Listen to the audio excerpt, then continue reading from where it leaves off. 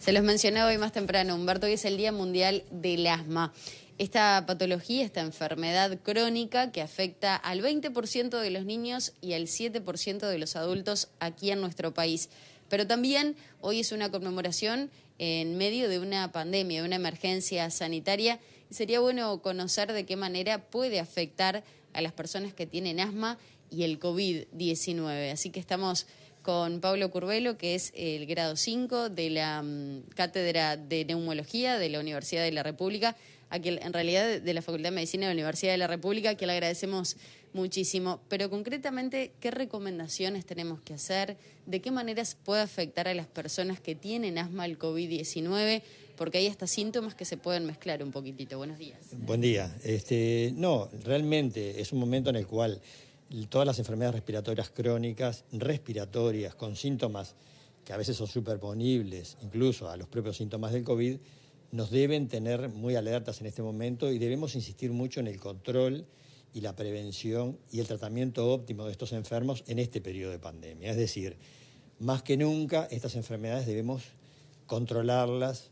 Sabemos que estamos haciendo mucho de los controles a distancia con telemedicina, pero de todas maneras siempre decirle al paciente que, debe mantener las medidas de prevención como todos las mantenemos, pero además debe fortalecer la prevención de otros alergenos, la prevención de todas las infecciones virales, estacionales. En este sentido, todo el aislamiento social y los tapabocas nos están ayudando a que otras virosis no desencadenen crisis de asma, por ejemplo, o sea que nos han ayudado en ese sentido. Por otro lado, los pacientes con estas enfermedades crónicas como el asma deben ser tratados muy óptimamente en estos periodos. Hay que ser muy insistente que los pacientes no abandonen la medicación, no bajen las dosis, no disminuyan los intervalos de dosis de los inhalatorios, por ejemplo, de la medicación inhalatoria. Y si tienen dudas, consulten a su médico. Consulten al médico para que ajuste la medicación, revise la técnica inhalatoria de la medicación que sea adecuada y eventualmente, si hay una exacerbación, se puede hacer otro tipo de medicación. Ninguna de las medicaciones del asma tienen contraindicaciones en este periodo del COVID. Eso era algo que estaba circulando y que es bueno desmentirlo por parte de... Claro, es cierto. Todas las medicaciones de asma pueden ser utilizadas, sea inhaladoras, sea medicación vía oral. Todas ellas pueden ser utilizadas y ninguna está contraindicada porque haya circulación comunitaria de esta nueva virosis de la pandemia.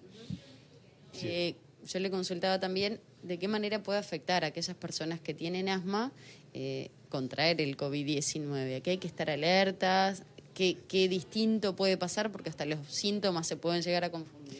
Es cierto, ese es un problema que tenemos los neumólogos y toda la gente que vemos pacientes con síntomas respiratorios, es decir, nos enfrentamos a síntomas que son superponibles. Todas estas enfermedades dan más o menos los mismos síntomas.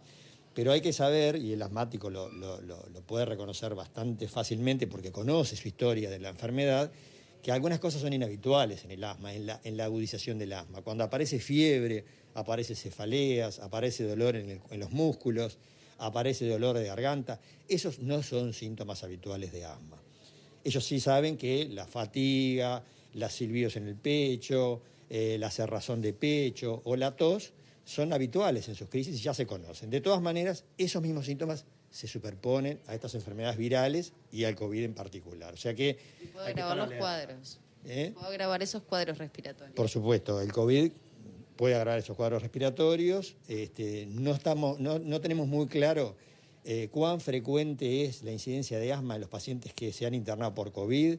Algunos estudios dicen que es una enfermedad relativamente frecuente o un factor de riesgo para desarrollar la enfermedad. Otros estudios dicen que no, o sea que no tenemos muy claro, como el caso de la hipertensión arterial o la diabetes, si el asma es claramente un factor de riesgo de COVID. Algunos estudios dicen que sí, y algún estudio incluso muestra que hasta el 30% de los pacientes internados y graves con COVID tienen asma. O sea que hay información contradictoria, tenemos que ver en el tiempo y revisar, pasada esta pandemia, qué fue lo que pasó con nuestros enfermos respiratorios crónicos. Le agradecemos este contacto. Por favor, a las órdenes. Y las recomendaciones a cuidarse todos, implementar tapabocas y demás, desinfección, que era lo que decía el profesor grado 5 de la Cátedra de Neumología de la Universidad de la República. Siguen ustedes con Más Arriba Gente.